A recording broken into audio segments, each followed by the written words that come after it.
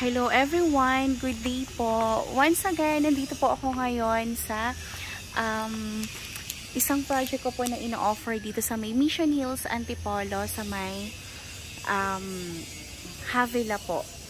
So, ito guys, meron ako ditong binibenta na house in lot. So, itong nasa video ko mismo, ito po siya mismo guys. Ngayon, hindi ko siya ma-video dito sa harapan kasi may nakapark po na sasakyan dyan sa harapan. Pero yung house po na binibenta is ito siya, yung kulay white. So, ngayon po, nire-renovate siya para pag once po talagang turn over sa client is talagang maganda, maayos, and maaliwalas. So, ito guys, dito lang to located sa may Havila, sa may Antipolo. So, napakalapit niya lang sa lahat guys kasi paglabas niyo po dito sa may Havila, commercial area na siya guys. Kaya, napaka-convenient and yung community dito sobrang ganda din. Kasi ito yung isa sa mga first class subdivision po dito sa Antipolo. So, talagang hindi ka lugi kasi yung location, yung project is talagang the best po kasi feeling best project po itong location ng house in lot na to. And itong, bago natin pasukin guys yung bahay, yung i-discuss ko po muna sa inyo yung kanyang house features po. So, hindi ko siya talaga guys ma-video ng maayos kasi nakaharang po itong sasakyan na to.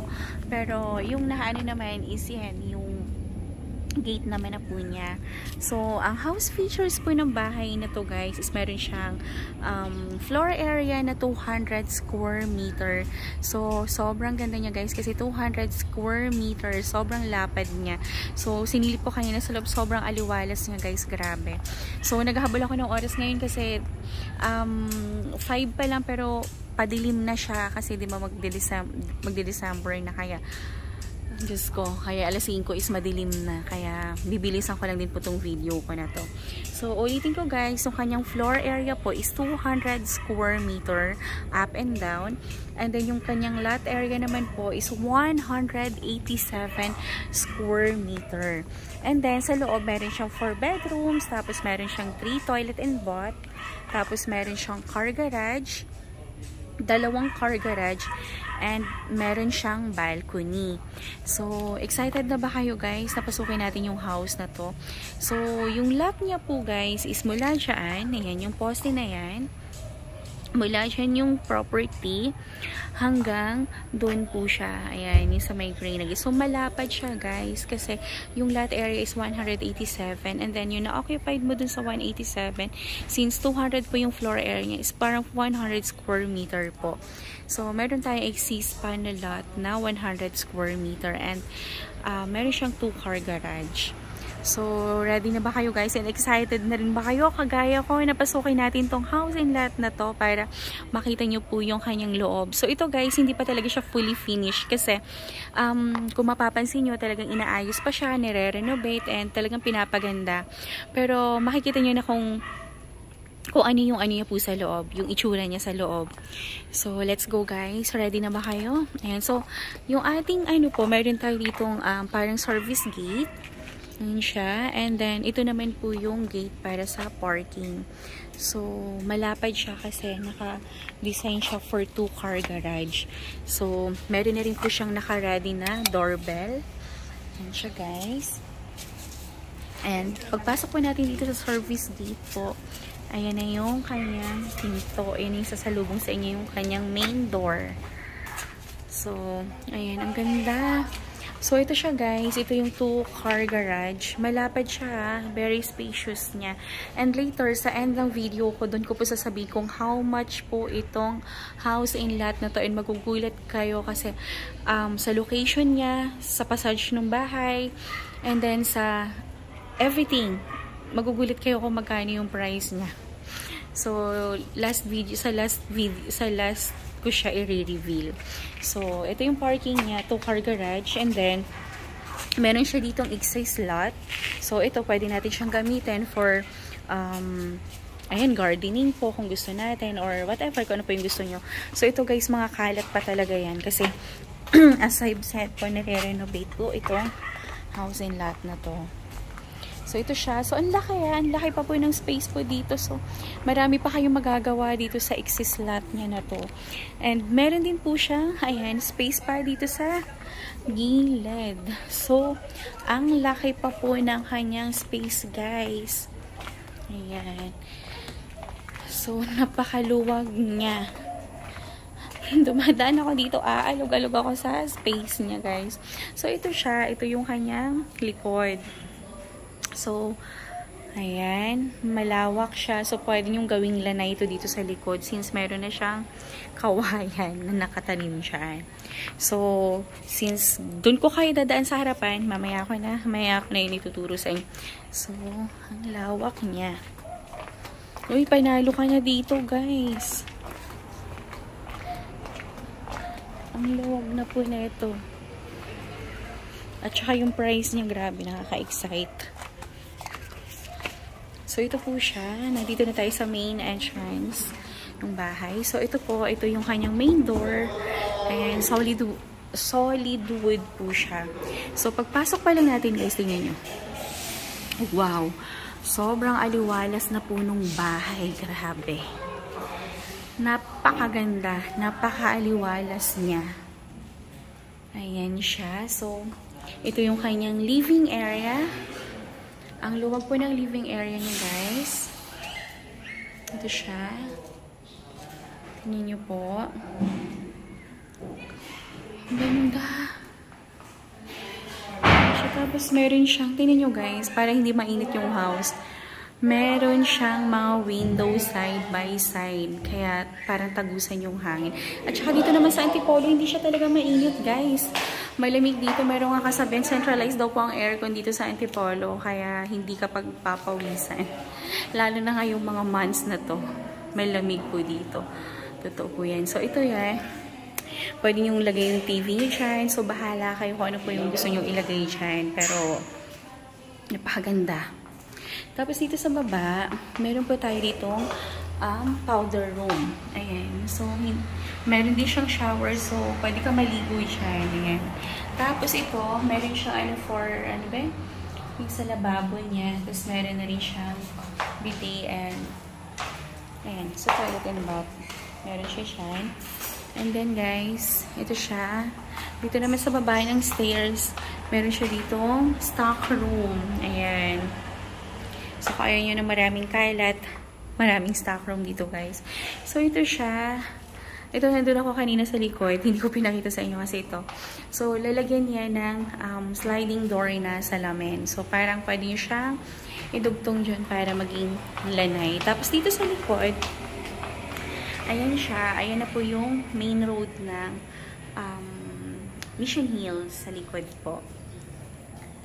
Pero dito sa Mission Hills, as in super safe siya kasi meron din siyang pinaka-main entrance na gate. Tapos pagdating mo pa sa mga villages nila, meron pang sariling guardhouse. So, ang binabayaran mo talaga dito is security and location and syempre feeling best po ang developer. Kaya talagang sure ka na yung safety and yung pinaghirapan mo is talagang secured. Ayan. So, dito po sa baba, meron po dito one bedroom. Ayan. So, ito siya. Meron tayo ditong one bedroom, guys. Or pwede siyang gawing stock room. Ayan. So, para sa mga kung may olds kayo or helper, ganyan. So, pwede po dito sa baba po na room. Tapos, dito naman, ito po yung parang dirty kitchen. Ayan siya. So, ito po is connect po siya dito sa garahe po natin. So, ayan siya, guys. Connect siya dyan sa parking. So, at least dito po, naka-hide po yung ating kitchen. Hindi siya makikita pag may mga visitors po tayo. So, yun po yung mga hindi pa naikakabit na mga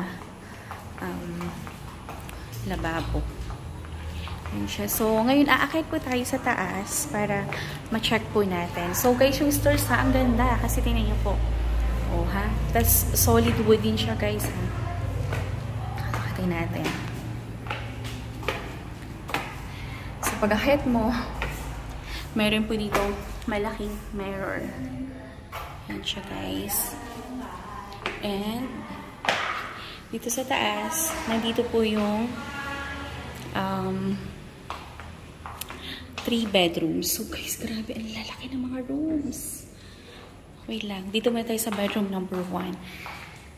So ito po yung bedroom number 1. Ang laki. Tapos meron na rin po siyang built-in cabinets po. Ayan. So may cabinet na siya. And then tinan niyo po may mga windows kaya hindi siya mainit. And meron na siyang ready for aircon. And then ito naman po yung parang common CR dito sa second floor. So complete na rin yan. Ayan, may mirror na din. So grabe ang ganda. Tapos, ito po yung bedroom number 2 dito sa taas.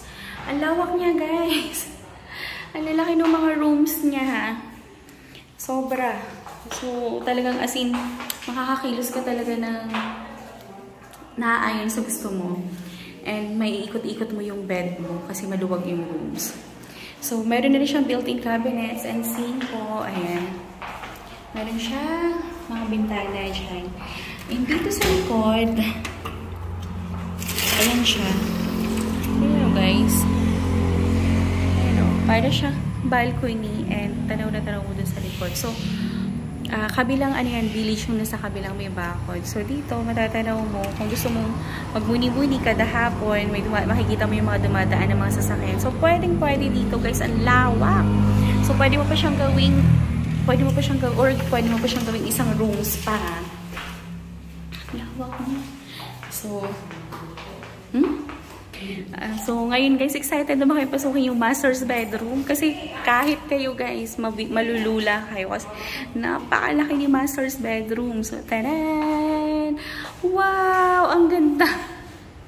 Ang laki! Just ko, tingnan nyo po guys. So, ang laki niya sobra.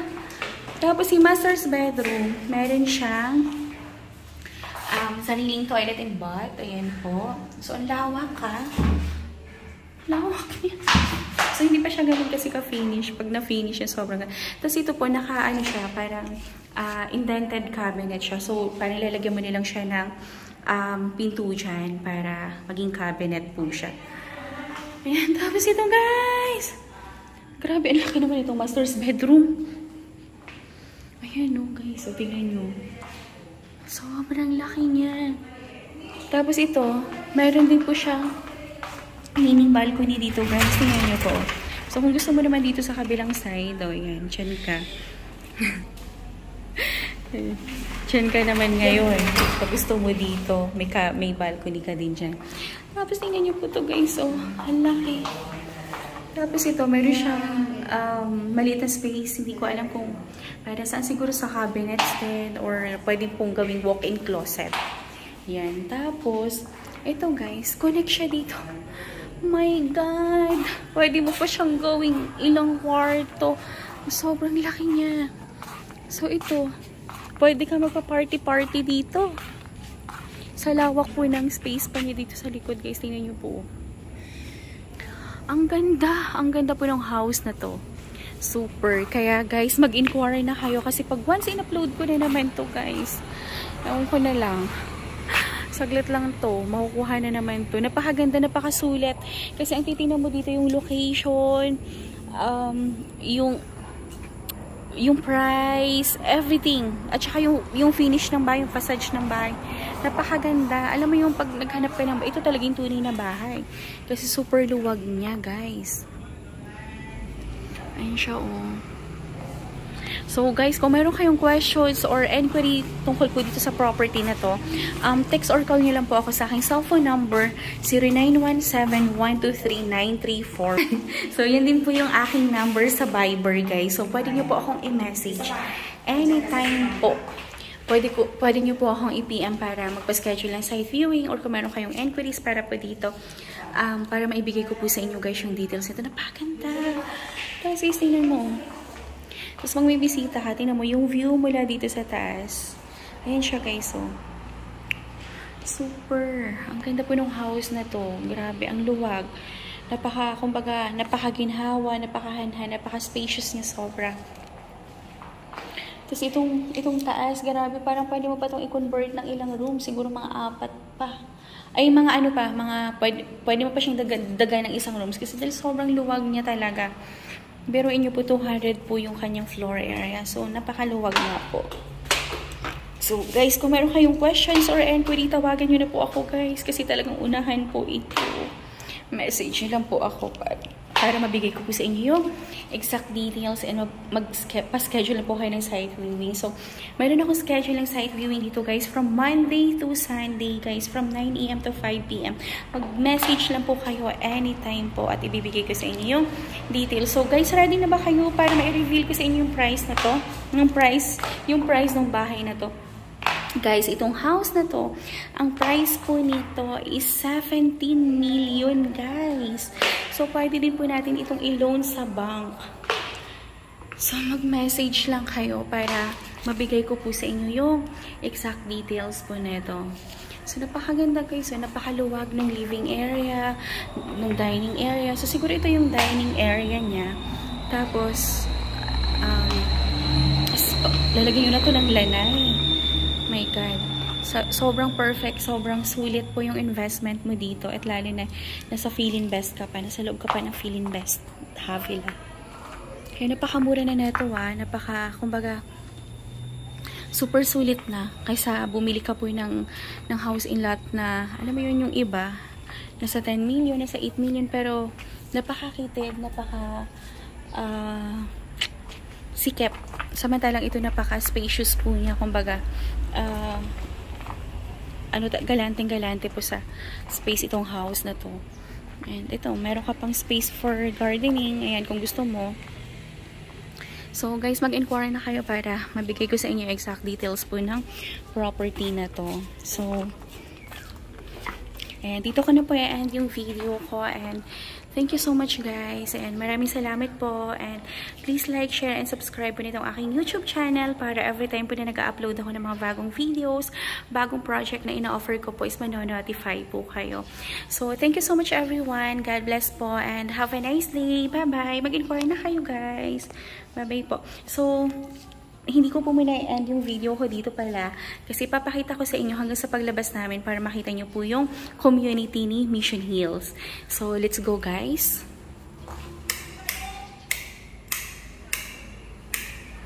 Ayan, so, close na natin and praying na sana ako po yung makabenta ng house in lot na to, guys. So, mag-inquire na po kayo. Thank you po. Ayan. So ngayon, guys, isasama ko kayo hanggang sa may gate. Dito na tayo para makita nyo po yung community ni Feelinvest po dito sa Antipolo.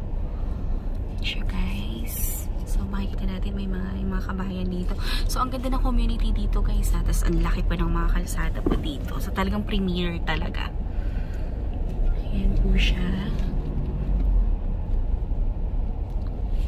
Tapos napakatahimik po ng lugar po dito. So, talagang yung security natin and alam mo yung peace of mind. Tapos malapit siya sa park. Ayan po yung park natin. So, pwede ka ng walking dyan. Tapos ito na siya. Malapit lang po siya sa gate. Ayan, guys. So, dito ka kuya dyan. So, malapit lang siya sa gate. And dito tayo. Huwag na tayo bumalik yung sakit. Dito na tayo kaliwa. Yung mga motor, ma'am. Ay, mga motor pala. Oh, kanan pala. Sorry. Sorry naman. Iba na yung motor. Ayan, guys. So, ang lapit lang yan sa gate. So, ayan na po yung gate ng Mission Hills, Antipolo. Tapos dito po sa side, sa kanan, andyan po yung Transfiguration Church. So, paglabas natin may church na. Tapos, puro na po yan dyan commercial sa labas. So, ayan, may mga restaurants na rin po dito. Ayan, mga Yellow Bird, Protein Herbs. Lahat yan mga restaurants sa Puto. Tapos, ayan guys, tingnan nyo po, mga commercial area na yan. Kaya nandito na po siya talaga lahat. And 5 minutes going to Shopwise Antipolo. So, napaka-convenient niya po. Kasi malapit lang siya. Ayan. So, So, dito ko na po end the video ko guys, and mag-inquire na po kayo, and please like, share, and subscribe po. Thank you! Bye-bye!